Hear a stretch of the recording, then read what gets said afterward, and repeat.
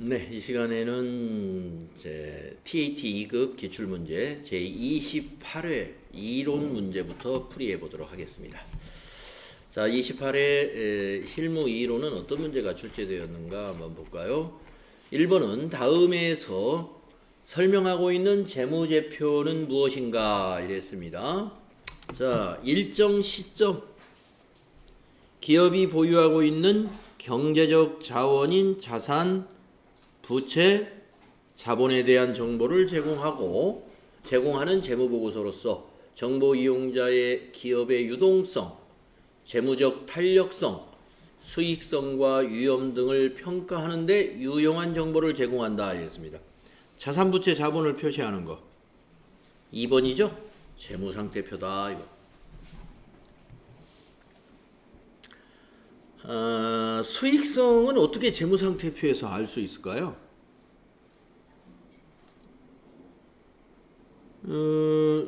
자산과 부채, 자본인데 어떻게 아느냐? 자본에 보면 이익잉여금이 있잖아요. 이익잉여금.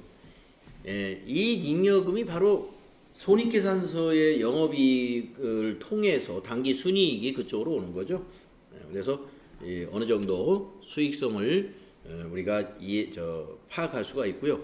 위험을 평가하는 것은 이제 부채 비율이라든가 당좌 비율 이런 것들을 통해서 당장 위험하다 그러면 당좌 비율이 너무 낮은 거예요. 그러면 굉장히 위험하다.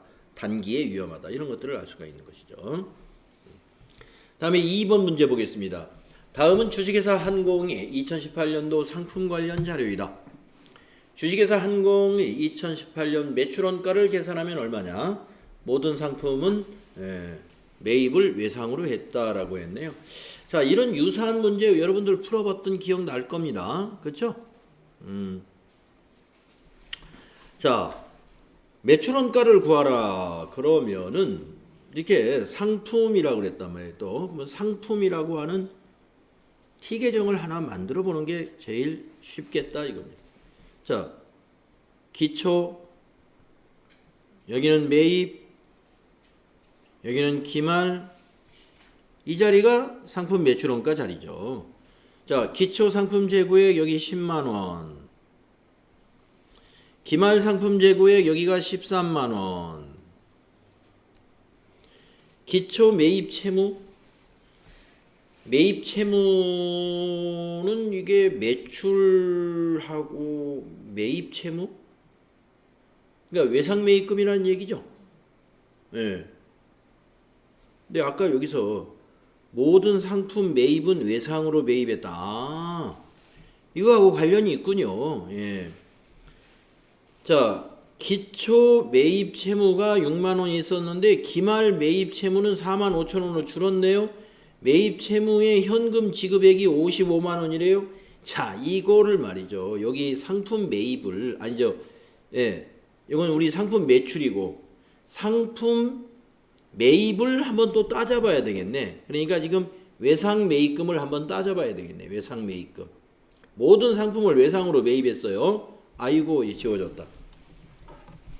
자, 외상 매입을 한번 먼저 따져보겠습니다.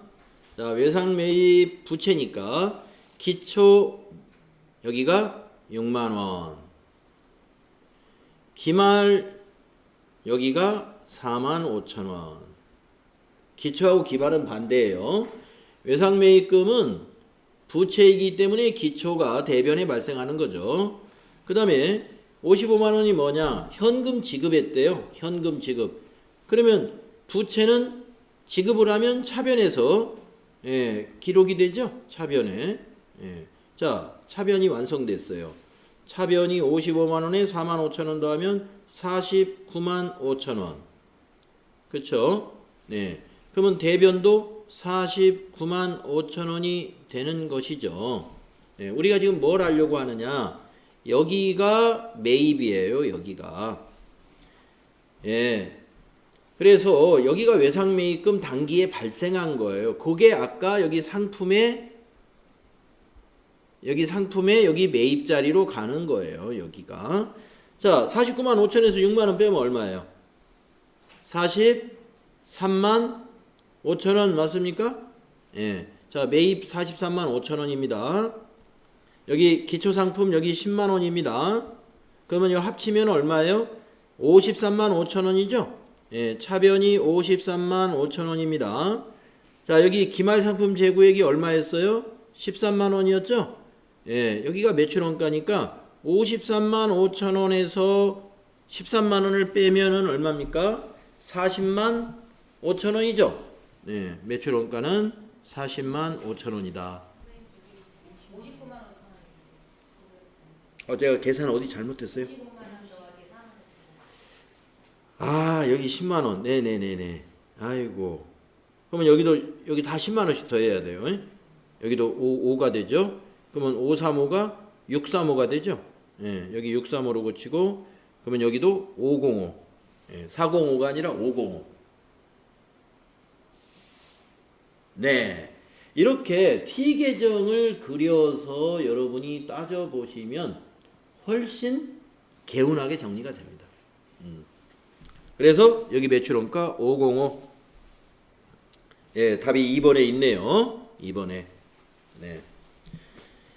자, 그래서 여기 풀이 과정을 보면은 이제 이렇게 등식으로 이렇게 했는데, 물론 이렇게 여러분이 풀이가 되어도 상관은 없어요. 이렇게 풀이를 해도 상관이 없는데,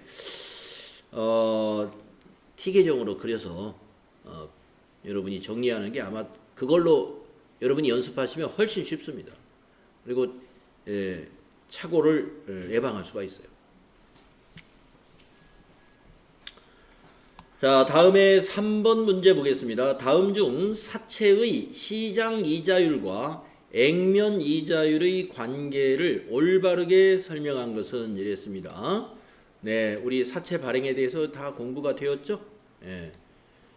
시장 이자율이다 그러면은 사채권자들이 투자했을 때 얻을 수 있는, 시장에서 얻을 수 있는 이자율. 액면 이자율은 우리가 액면에 이만큼의 이자를 매년 지급하겠다. 이게 실제로 지급하는 이자예요. 액면 이자율이.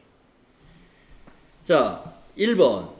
사채 할인 발행 차금은 시장 이자율보다 액면 이자율이 낮을 경우 발생한다. 자, 할인을 했다는 거예요. 우리를 100만 원짜리를 100만 원을 못 받고 팔 수밖에 없다는 건 뭐예요? 시장 이자율은 좋은데 우리가 주겠다는 이자가 낮으면 할인해서 팔아야죠. 그렇죠. 관계를 올바르게 설명하고 답이 1번이 됐네요. 예, 1번. 할인을 왜 해야겠느냐 이겁니다. 100만 원짜리를 100만 원에 못 팔았다는 거예요. 95만 원에 팔았다. 그것은 주겠다는 이자보다 시장 이자율이 더 높으니까 그냥 100만 원짜리 사채를 100만 원에 팔면 안 팔린단 말이죠. 그러니까 깎아서 파는 거예요. 액면 이자율이 낮을 때.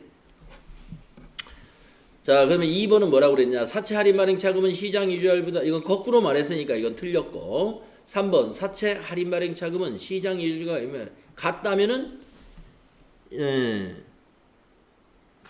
이거 액면 발행을 하는 거죠. 3번도 틀렸고, 4번 사채 할인 발행 차금은 시장 이자율에 의해 영향을 받지 않는다. 받습니다. 그래서 1번이 확실한 거고요. 다음 4번.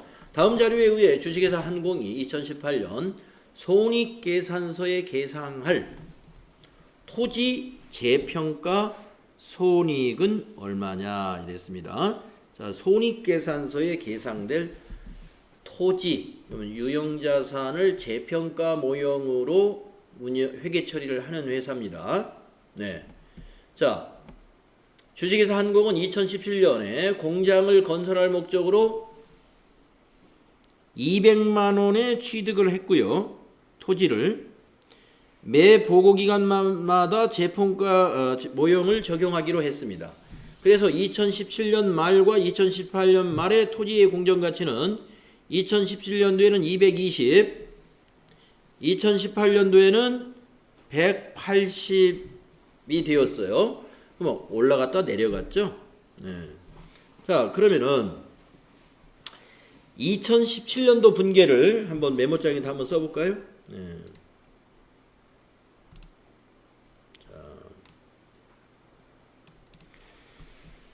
자, 2017년 결산시 분계는 어떻게 되느냐? 가격이 올라갔습니다. 그러면 차변의 토지 유형자산이 20만 원 증가를 시킵니다. 자, 대변에는 말이죠. 유형자산의 재평가는 재평가 잉여금이라고 하는 기타 포괄 손익 누계액이라는 자본으로 정리를 해요. 20만 원. 왜 그러느냐? 이게 말이죠. 이 토지 실제로 파는 게 아니거든요.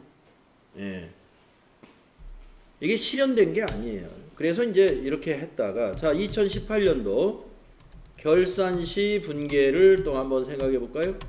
자, 가격이 어떻게 했냐면 또 다시 180만 원으로 떨어졌습니다. 그러면 현재 지금 장부에 220이 됐는데 180이 됐으니까 마이너스 40만 원이 자산 감소하게 됩니다. 그래서 대변에는 우선 대변부터 여기다 한번 써볼게요. 대변의 토지가 40만 원만큼 자산 감소가 일어나는데 우리가 2017년도에 요거 재평가 잉여금 있죠? 요거 유보시켜 놓은 거 요때 없어지는 거예요. 기타 포괄로 해놨던 것이 요게 20만 원이 여기에 반영이 됩니다. 그리고 나머지 20만 원만 손실이 발생해요. 나머지 20만 원만 재평가 손실 20만 원. 따라서 이 문제는 2018년도 손익계산서에 계상되는 재평가 손익을 물어봤으니까 요것만 손익계산서에 반영이 되는 겁니다. 그래서 재평가 손실 20만 원. 네. 그래서 이 전기에 분계한 것과 연계해서 우리가 이해를 해야 됩니다. 그래서 답은 1번이 답이겠네요. 네. 자, 여기 전년도 말 분계해 놨고 밑에 분계 제대로 돼 있죠? 자, 다음 5번 문제 보겠습니다. 다음 중 회계 변경과 오류 수정에 관한 설명으로 옳지 않은 것은 이랬습니다. 네, 우리가 회계의 변경에는 여러가 이제 그 소급 적용하는 회계 정책의 변경과 그 다음에 전진적으로 처리하는 회계 추정의 변경, 보통 이제 그런 쪽에서 문제가 많이 나옵니다. 자, 옳지 않은 거 찾아봅시다. 1번 회계 정책의 변경은 소급 적용하고 회계 추정의 변경은 전진적으로 처리한다. 맞습니다. 요거 맞는 말이죠. 다음 2번 단순히 세법의 규정을 따르기 위한 회계 변경은 정당한 회계 변경으로 본다. 이게 틀렸네요. 자, 우리 세무회계와 재무회계는 추구하는 방향이 다릅니다. 세무회계, 즉 세법에 따른 것은 그야말로 세금을 납부하기 위한 것이에요. 재무회계는 우리가 회계를 유용하게 재무제표를 만들어서 유용한 회계 정보를 제공하는 게 목적입니다. 세금 납부가 목적이 아니에요. 그래서 단순히 세법 때문에 회계를 변경한 것은 정당한 사유가 될 수 없습니다. 그래서 2번은 옳지 않다. 자, 3, 4번 읽어보고 가세요. 회계 변경은 회계 정보의 비교 가능성을 훼손할 수 있으므로 회계 변경을 하는 기업은 회계 변경의 정당성을 입증하여야 한다. 그렇죠.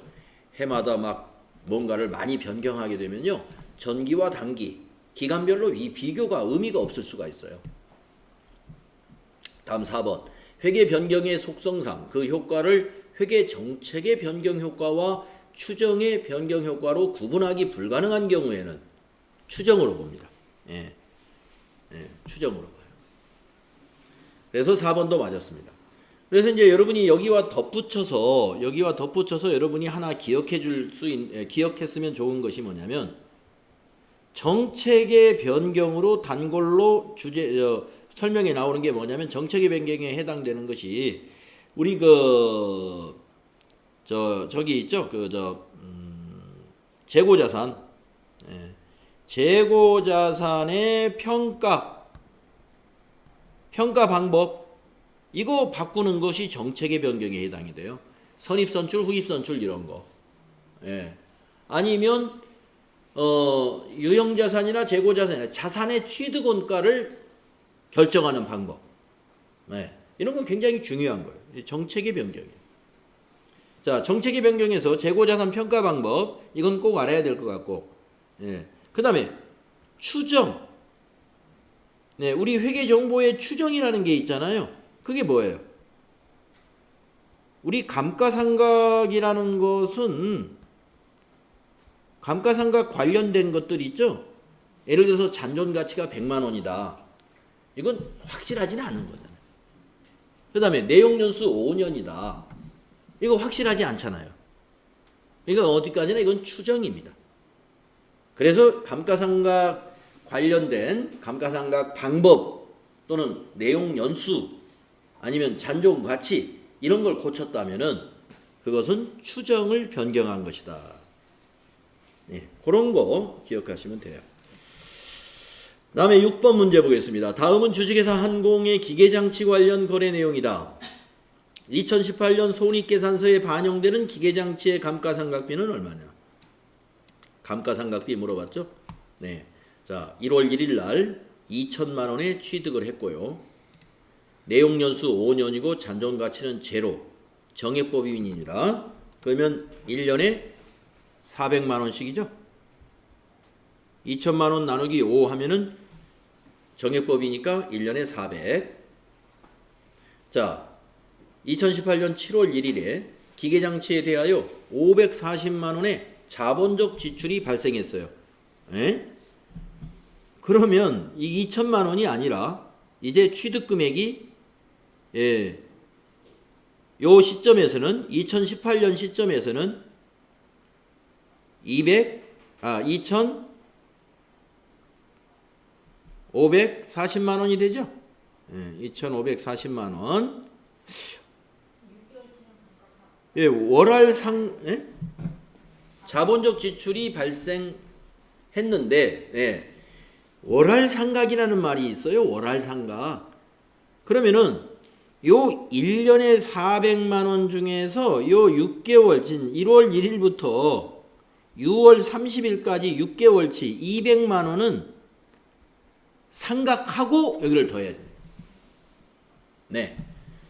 자, 이 월할 상각을 하라고 했습니다. 그러면은 이제 2천만 원에서 200만 원을 상각하면은 요 시점에 이 기계장치는 1,800만 원이었던 거예요. 1,800만 원. 자, 감가상각비는 여기서 200만 원 이미 발생했습니다. 6개월치 200만 원. 자, 1,800에다가 요 500 이게 아니고 1,800에다가 540을 더해 보세요. 예. 그러면 2,340만 원입니다. 이 2,340만 원을 또 6개월. 이게 지금 2018년도에 손익계산서에 반영되는 거니까. 자, 그러면 내용연수가 5년짜리라고 5년 그대로 가는 거죠. 내용연수에는 변경이 없으니까 2,340만 원 나누기 5 해보겠습니다. 1년에 468만 원. 6개월치니까 나누기 2. 234만 원 나오네요. 그러면은 요 200만 원에다가 234만 원을 더하면은 434만 원이 답이 돼야 되겠다. 예, 답이 있나요? 없네요. 우리 계산이 틀렸나요? 아니, 남은 기간을 전체 5년을 잡지 않고 4.5년만. 일단 이게 답이 없네요. 네. 요 2,340만 원은 요 6개월 빼고 계산했다. 예. 그렇게 계산해 보세요. 그러면 자, 2,340만 원을 4.5로 나눠 볼까요? 나누기 4.5. 예. 4년 반 4.5. 그러면 520만 원이네요. 예. 520만 원이 1년 감가상각비죠. 4.5로 나눴으니까. 이걸 나누기 2. 260만 원이 나오네요. 그러면은 네. 예, 아까 200만 원에다가 260을 더해라 이런 얘기예요. 200만 원. 그러면 460이 답이네요. 네. 그렇게 하니까 3번에 답이 있네요. 네. 야, 이거 이렇게 출제된 건 처음인 것 같아요. 예, 기출문제에서. 네, 그래서 일단 처음에 계산하니까 답이 없었어요. 그래서 6개월치를 빼고 네, 1800에다가 540만 원을 더한 것을 취득금액으로 다시 장부금액으로 고쳐서 남은 잔존가치 4.5로 나눠서 1년치를 계산하고 그걸 또 예, 우리는 7월 1일부터 예, 12월 31일까지의 감가상각비가 필요하니까 그걸 또 2로 나눴던 거예요. 그래서 더하면 460. 네, 밑에 해설이 그렇게 되어 있나요? 네. 자, 1월 1일부터 6월 31일까지는 200만 원 나오죠. 7월 1일부터 12월 31일까지는 2천만 원에서 요 200만 원을 뺀 거에다가 다시 자본적 지출한 540만 원을 더한 다음에 곱하기 6개월 나누기 54개월. 뭐 개월수로 했네요. 예, 54개월이 4년 반. 네, 4년 반. 뭐 이렇게 해도 되고, 예, 1년치를 난 다음에 6개월치는 나누기 2 해도 되겠습니다. 결과는 똑같이 이런 숫자가 나올 거예요. 그래서 더하면 460만 원. 네, 7번 문제 보겠습니다. 다음 설명에서 가에 들어갈 내용으로 옳은 것은 이랬습니다. 유형자산이 진부화 및 시장가치의 급격한 하락 등의 손상 징후가 있다고 판단되고 당해 유형자산의 사용 및 처분으로부터 기대되는 미래의 현금 흐름 총액의 추정액이 장부금액에 미달하는 경우에는 장부금액을 회수 가능액으로 조정하고 그 차액을 이게 이제 유형자산을 재평가 모형으로 운영하는 거예요. 예. 이거는 재평가가 아니구나. 손상징후. 예. 이것을 우리가 차손이라고 부르죠. 예. 장부금액의 회수금액을 조정하여 그 차액을 유형자산 손상 차손이라고 한다. 1번이 답이네요. 유형자산 손상 차손. 이거는 아까 몇 번 문제인가요? 3번인가요? 거기 재평가하고는 다른 얘기입니다. 재평가라는 것은 내렸을 때 올라갔을 때 다 평가해 주는 거예요. 자, 내렸을 때는 비용 처리하고 올라가면은 잉여금으로 재평가 잉여금으로 그 기타 포괄손익으로 잡아주는 거예요. 손상징후는 우리가 손상을 입었을 때 유형자산 손상 차손으로 비용 처리하고 나중에 회복이 되면 최초의 장부금액까지만 손상 차손을 환입시켜주는 방법으로 회계 처리하는 거예요. 자, 아무튼 여기서는 1번 답이 되겠습니다. 다음 8번. 다음은 주식회사 한공의 수정전 잔액시산표와 결산 후 재무상태표이다. 가와나의 금액으로 옳은 것은 이랬습니다. 자, 수정전 잔액시산표. 외상매출금이 80만원, 대손충당금이 5천원, 받으러음이 20만원, 대손충당금 3천원 이렇게. 매출채권 잔액에 대하여 대손추정률 2%의 대손충당금을 보충법으로 설정하다. 그리고 재무상태표는 어떻게 되었느냐? 그래서 이거는 이 설정을 하고 나서 재무상태표가 어떻게 변하느냐? 그게 문제군요. 그렇죠? 여기 가나래 골라라 하는 거니까. 자, 그러면은 재무상태표의 매출 채권과 대손충당금이 어떻게 표시될지 한번 보겠습니다. 자, 2%입니다. 자, 외상매출금 80만 원에 2%를 계산하면 80만 원 곱하기 2%는 얼마냐? 16,000원이죠. 16,000원. 그 다음에 받으러움의 2%. 20만 원의 2%는 얼마인가요? 4,000원이죠. 예. 자, 4,000원과 16,000원 합치면 2만 원입니다. 2만 원. 자, 매출채권은 외상매출금과 받으러움을 합쳐서 매출채권이니까 예, 대손충당금은 2만 원으로 설정이 되어 있죠.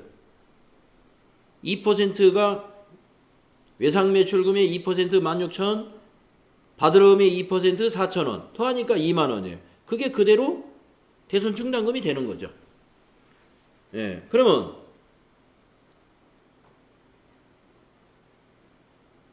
여기 매출채권은 요 그냥 두 개 더하는 거죠. 100만 원. 그러죠? 그래서 가번은 100만 원, 대손충당금은 2만 원. 이게 답이 되겠네요. 그렇죠? 자, 그래서 100만 원, 2만 원. 예, 답이 4번에 있구나 하는 겁니다. 맞죠? 예. 대손충당금만 다시 계산을 해주면 이 문제가 해결이 되는 겁니다. 자, 다음에 9번 문제. 다음 중 우리나라 부가가치세의 특징에 대한 설명으로 옳은 것은 이랬군요. 부가가치세의 특징. 자, 생산지구 과세 원칙 맞죠? 영세율 제도를 말하는 거고요. 전단 그렇지. 아이고, 소비지국이지, 소비지국. 저런. 예, 틀렸습니다. 이거 틀렸죠? 소비지국 과세 원칙이죠. 예. 전단계 거래액 공제, 거래액이 아니라 세액 공제죠. 네. 담세자와 납세자가 동일한 직접세 아니죠. 담세자는 최종 소비자요, 납세자는 사업자죠. 그래서 직접세가 아니라 간접세. 재화 또는 용역의 소비에 대하여 과세하는 소비세이다. 예, 4번. 소비세 중에서도 일반 소비세이다. 예, 일반 소비세. 개별 소비세가 아니다. 그래서 4번 맞았습니다. 다음에 10번. 다음은 신발 제조업을 영위하는 주식회사 한공의 2018년도 1기 예정신고 기간의 거래 내역이다. 부가가치세법상 매출세액은 얼마인가? 매출세액을 물어보는 거죠. 단 주어진 자료의 금액에는 부가가치세가 포함되어 있지 않다. 공급가액이라는 얘기죠.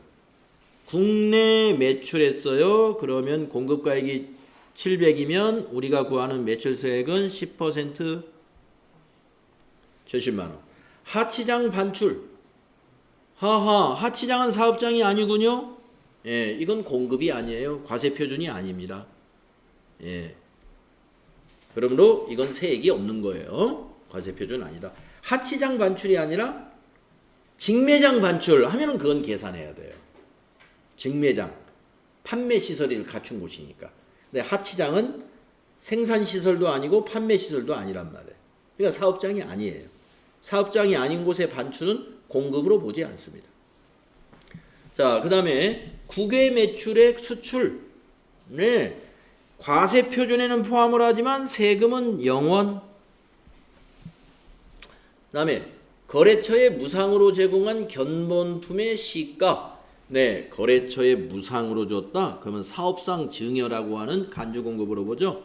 300만 원에 10%. 30. 네? 그렇지. 견본이군요. 아이고. 예. 무상으로 주는 장려품이다. 그러면 이건데 견본은 샘플이군요. 샘플.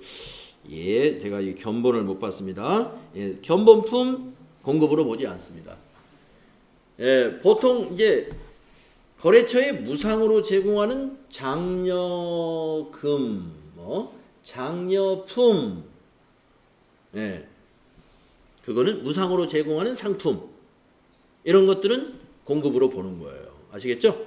예, 견본, 샘플 안 봅니다. 네, 그래서 답이 70만 원이에요. 1번.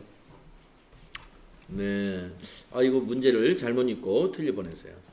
예, 100만 원이 마침 있네요, 여기. 예, 2번이라고 지을 뻔해. 자, 다음 문제 11번 부가가치세 문제군요. 다음 중 부가가치세 신고 시 공제받을 수 있는 매입세액이 아닌 것은 이랬습니다. 공제받을 수 있는 것이 아니다 그러면은 불공을 찾는 거죠. 예. 공제받을 수 있는 것이 아니다. 불공을 찾는 거예요. 예, 1번 거래처 선물 목적으로 시계를 구입하면서 발생한 매입세. 예, 1번입니다. 예, 접대비. 2번은 직원 회식비, 복리후생비니까 되고, 3번은 운반용 트럭, 예, 트럭이니까 되고, 소형 승용차가 아니니까. 그 다음에 소모품 구입, 네, 매입세 공제받죠. 1번이었다. 다음 12번 소득세 문제네요.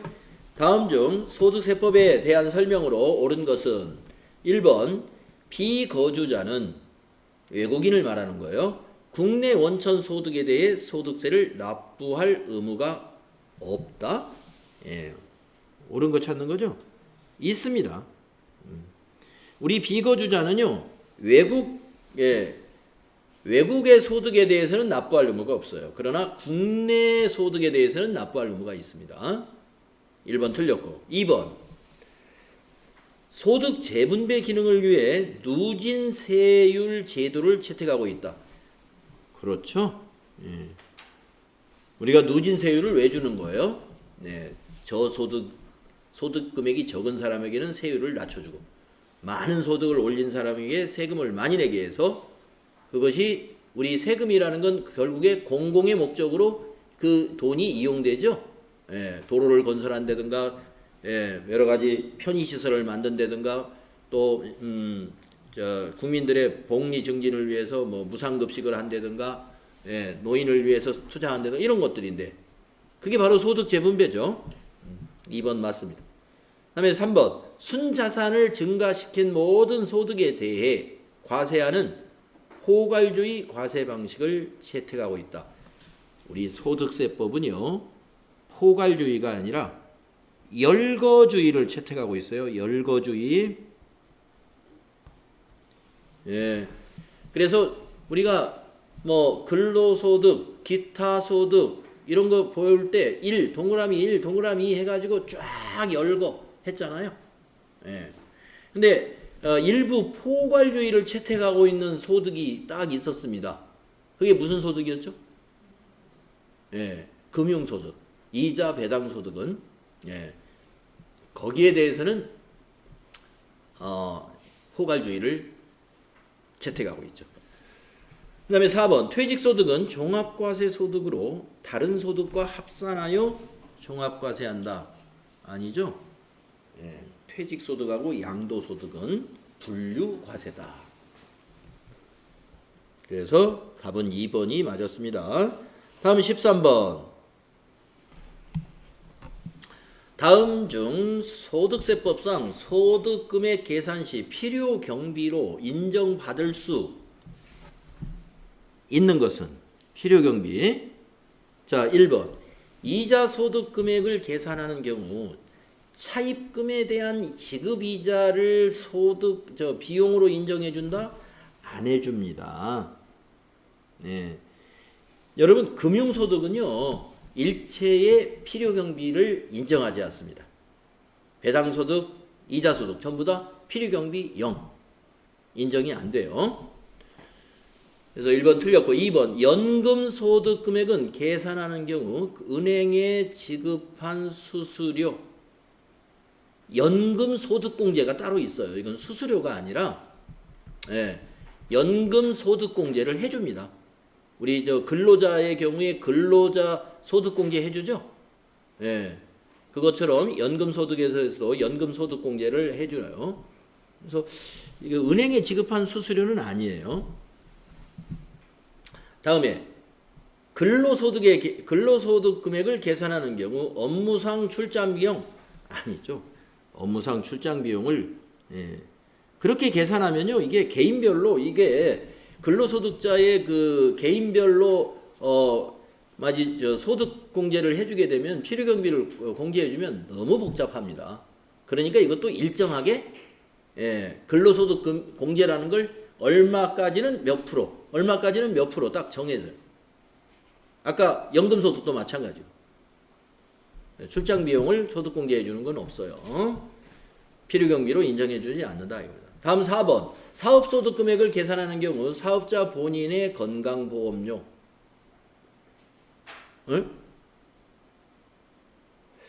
사업자 본인의 건강보험료? 이게 필요경비가 될 수 있나? 우리가 이 소득세는 개인소득세인데 그 사업자 본인의 건강보험료다. 저는 지금 제 급여는 없거든요. 근데 건강보험료는 우리 학원 통장에서 나갑니다. 보험료로 해서. 예. 네. 이거는 인정이 되는 거예요. 4번. 예. 그래서 이제 건강보험료 공제가 있어요. 건강보험료 공제. 그래서 답이 4번이다. 답이 4번. 그래서 이제 여기서 이제 문제를 살짝 꼬게 되면은 사업자 본인의 급여 이렇게 나오면 그거 필요경비 아닙니다. 네, 급여는 안 돼요. 사업자 본인의 급여는 법인이 아니기 때문에. 그러나 보험료는 됩니다. 건강보험료 우리 공제해줘요. 납부한 건강보험료에 대해서 사업자도 근로자만 해주는 게 아니라 사업자, 사업소득에 대해서도 사업소득만 있는 사람도 건강보험료 소득공제 해줍니다. 자, 이거 왜 안 되는지 아시죠? 자, 다음에 여기 한번 읽어보겠습니다. 이자소득에는 필요경비가 없으며 연금소득과 근로소득은 근로소득공제 및 연금소득공제를 일률적으로 공제하는 것이다. 따라서 아까 뭐 출장비라든가 아니면 뭐 차입금에 대한 이자라든가 아까 출장비가 있었고 차입금에 대한 은행에 낸 지급수수료라든가 이런 것들 해당되지 않습니다. 그래서 연금소득하고 근로소득은 일률적으로 연금소득공제표 또는 근로소득공제표에 의해서 누구든지 일률적으로 해줍니다. 금액에 따라서. 사업소득의 경우 장부를 작성하여 신고하면 사업자 본인의 건강보험료를 필요경비로 인정받을 수 있다. 네. 근데 제가 그랬죠? 우리 학원 장부할 때 제 보험료 우리 학원 경비 통장에서 나가고 비용 처리한다. 자, 다음에 14번. 다음은 근로소득자인 김한공 씨가 2018년 지출한 자녀 교육비 내역입니다. 연말정산 시 교육비 세액공제 대상 금액은 얼마인가? 단 자녀는 소득은 없는 것으로 가정한다. 네, 자녀가 소득만 없으면 나이는 따지지 않는 것이니까. 자, 김진수 자녀 대학생입니다. 대학교 등록금 해당되죠? 네. 자, 김영미 초등학생인데 보습학원 미취학 아동만 해당되기 때문에 요거는 안 됩니다. 초등학생은 안 돼요. 초중고생은 학원 교육비는 미취학 아동만 돼요. 은정이 유치원생 미술학원 이건 됩니다. 이건 돼요. 자, 그러면 이 두 개 180만 원하고 1100만 원을 더하면 1180만 원이죠? 예. 1180만 원. 1280만 원. 예. 그래서 교육비 세액공제의 대상 금액은 1280만 원이다. 문제를 좀 쉽게 냈네요. 대학생 900만 원까지밖에 안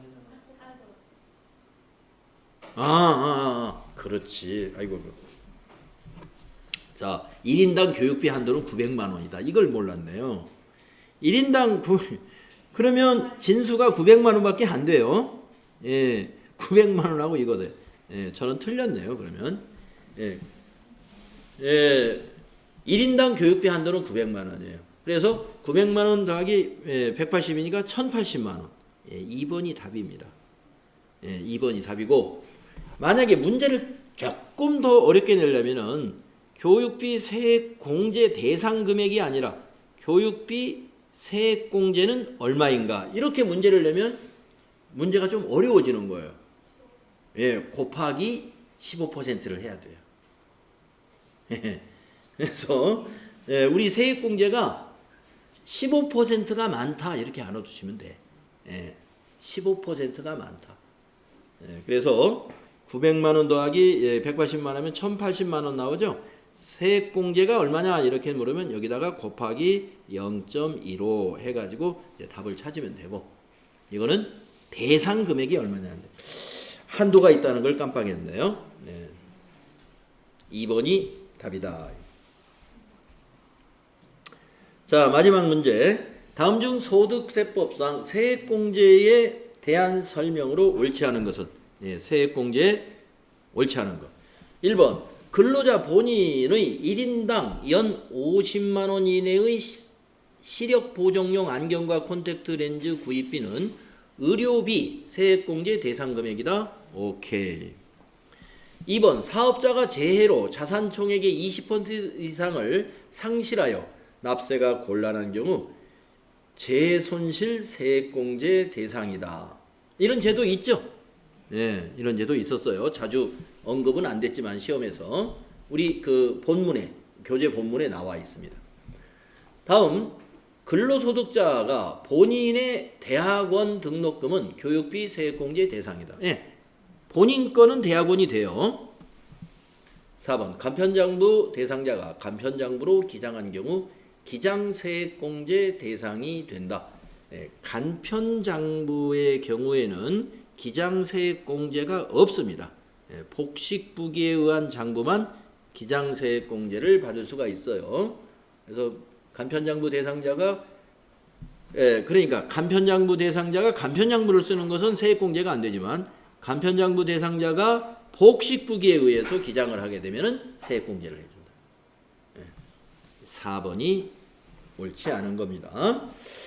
자, 이렇게 해서 우리가 28회 이론 문제 15개 한번 같이 풀어봤습니다. 수고 많이 했어요. 네.